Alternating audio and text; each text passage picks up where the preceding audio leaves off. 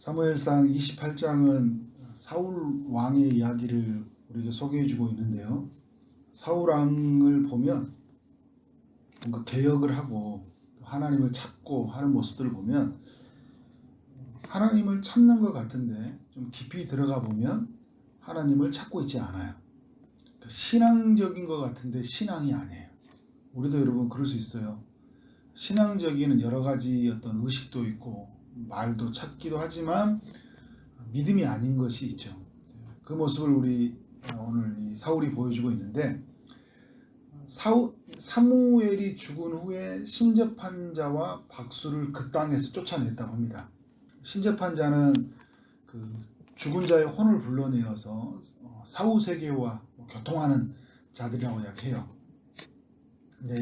이런 문화에서 이해한다면 우리에게 뭘 할까요? 그냥 무당 같은, 지금 우리나라의 같은 상황으로 이해한다면 그런 일이 있지 않지만 이게 속임수죠. 악한 영이 이런 사람들을 통해서 사후 세계에 있는 사람들이 있다. 그거를 불러내서 속임수를 하고 있죠.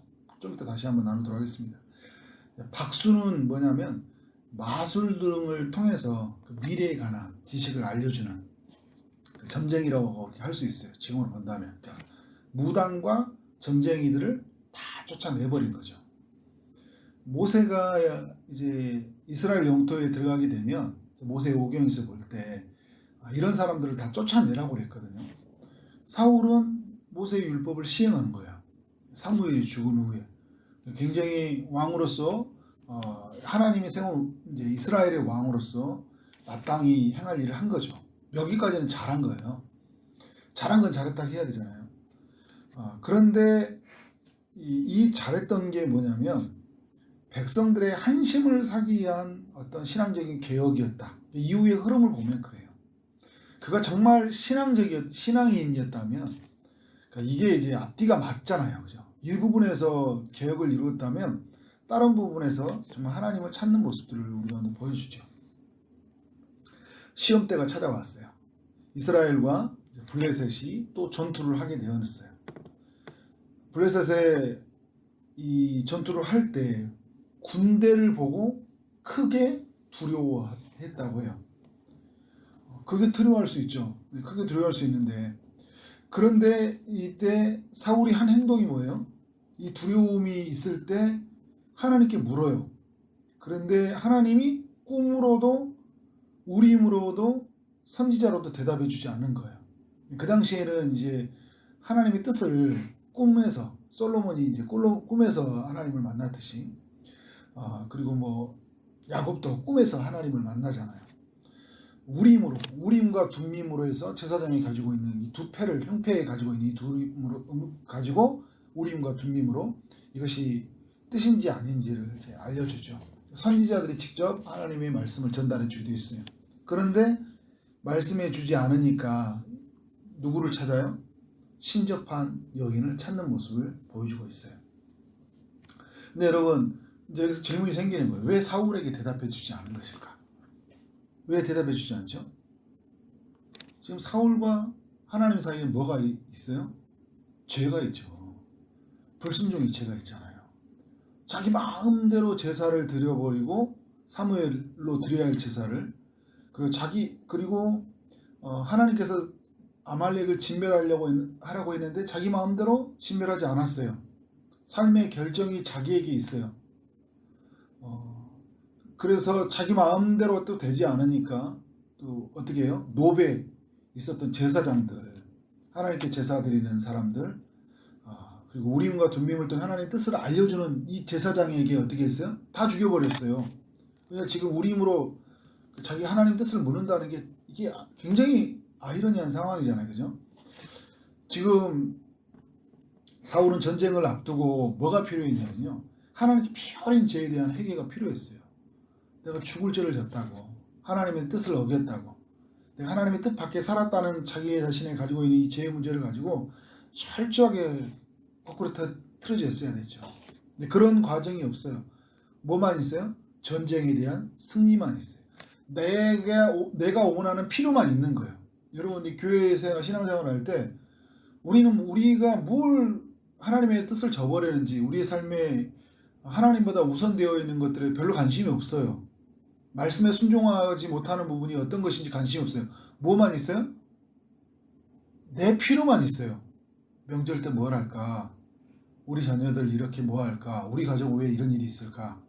이게 지금 사울과 같이 이럴 수 있다니까요. 그런데 뭘 구해요? 우리는? 우리의 필요를 구하잖아요. 비슷한 면이 있어요. 다 사울처럼 산다는 건 아닌데 우리에게도 그런 모습이 있다는 거죠. 근데 성령을 예수를 믿는 사람이라면 성령이 내주하시니까요.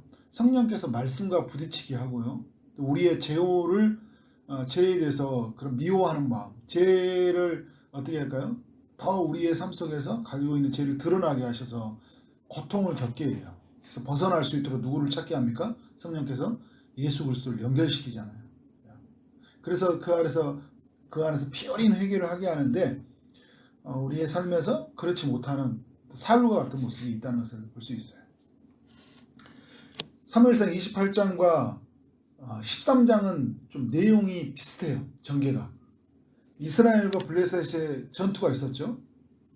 근데 그때 블레셋의 13장에 보면 군대가 너무 강했어요. 병거, 마병, 군대의 숫자가 모래처럼 많았다.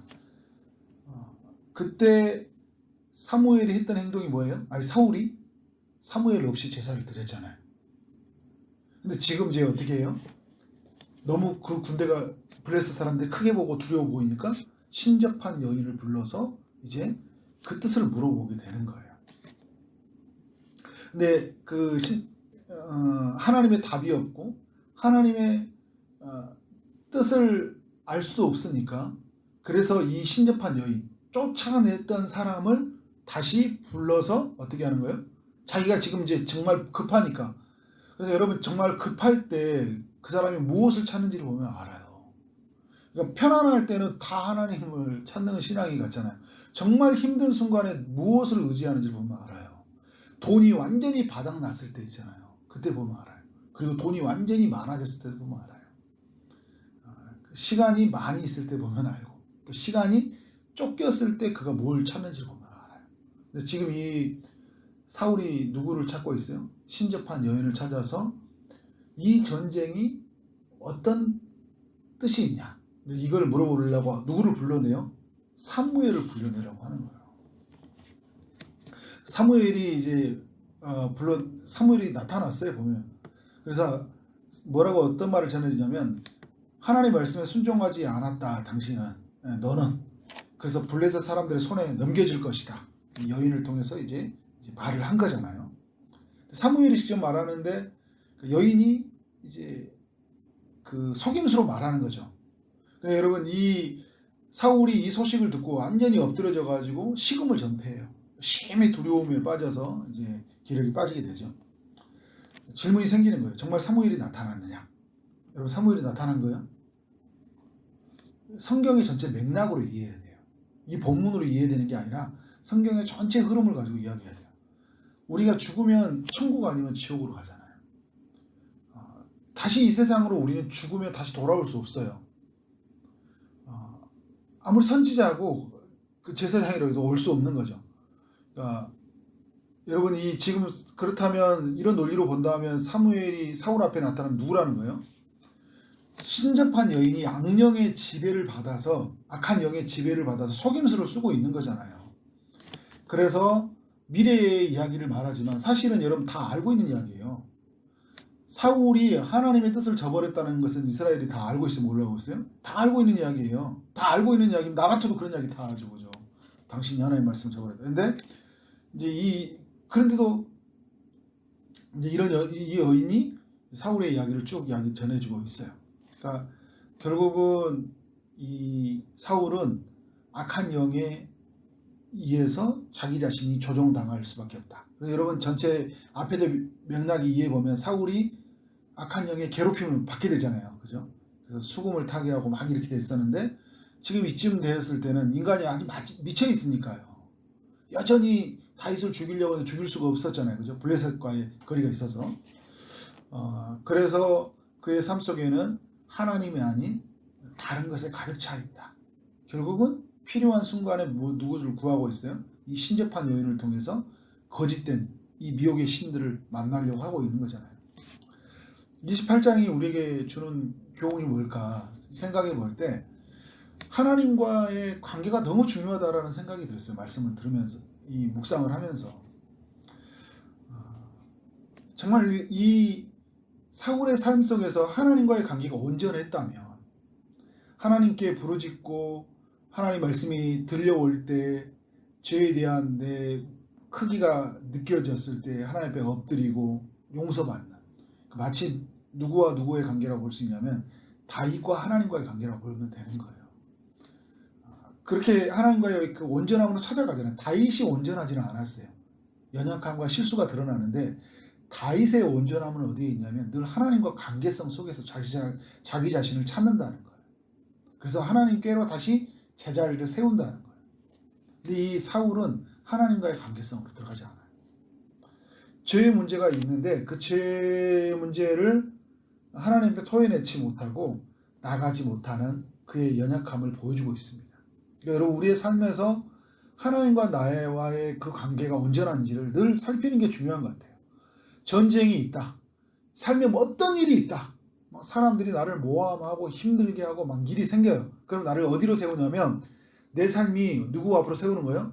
하나님 앞에 세우는 거예요. 근데 내 삶이 뭐 누군가를 통해서 누군가가 나에게 핍박하고 어렵게 할 수도 있어요. 그때도 하나님 앞에 서지만 내 안에서 죄의 문제가 드러날 때가 있어요. 도망가지 말고 사람 찾지 말고 꿈에서 어떤 것을 바라지 말고 하나님 앞에 엎드려져서 하나님과의 나의 온전한 관계를 세우는 거예요. 죄의 문제가 있을 때 어떻게 철저하게 엎드려지는 거예요. 그래서 여러분 우리의 삶은 어디에 누구 중심으로 살아가게 될까요? 하나님 중심적으로 살아가야 돼요.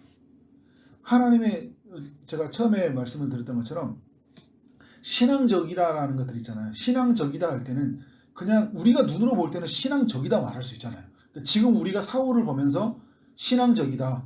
왜냐하면 지금 누구를 찾고 있어요. 지금 그러니까 처음에 할 때 보면 신앙적인 개혁을 하잖아요. 신접한 여인을 쫓아내고 그리고 어려운 일이 생길 때 하나님을 찾는 것 같아요. 신앙적이에요. 그런데 여러분 그와 하나님만 아는 사이가 있는 거죠. 하나님 대답하지 않는 거예요. 왜? 그 사이에 뭐가 있기 때문에? 죄의 문제가 있기 때문에. 네, 그 문제가 해결되어져므로 말미암아 우리의 삶이 뭐가 되냐면 하나님의 중심적이 된다. 하나님과 온전한 관계성을 행복해서 하나님의 중심적인 삶을 살아야 된다. 그러니까 우리의 어떤 내가 요즘에 뭐 어떤 말을 하느냐는 굉장히 중요한 거죠. 어디에 있냐도 정말 중요한 거예요. 그것이 우리의 신앙을 알려주는 어떤 척도이기도 해요. 그런데 전부는 아니에요. 나와 하나님과의 아는 거잖아요. 그죠? 나와 하나님과 온전한 관계가 이루어진 다음에 정말 내 삶이 하나님의 중심성으로 하나님 안에서 살아가는 것이 굉장히 중요하다.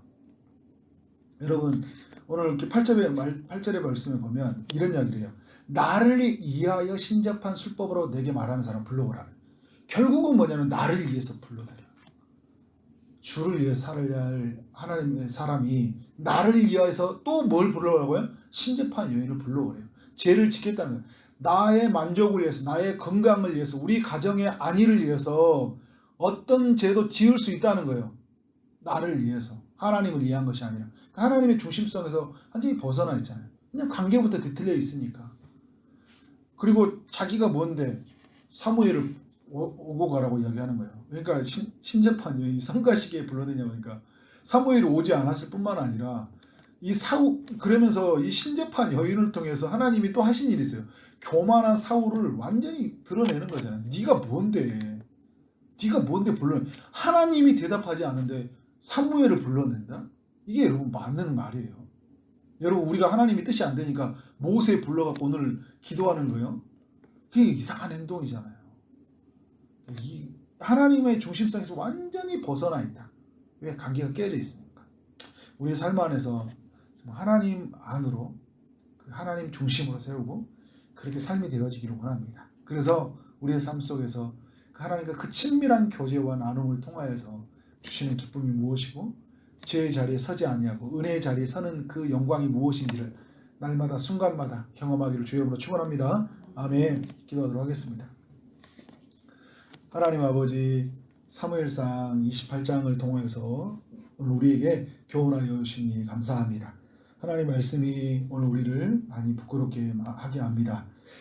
우리의 삶에 여러 신앙적인 단어가 있고 또 신앙적인 자리가 있지만 진짜 우리의 마음속에 하나님을 중심으로 모시고 있는지 또 하나님과 우리의 관계가 온전한지를 살펴볼 때 우리 안에서 부끄러움과 연약함이 있다는 것을 고백하게 됩니다.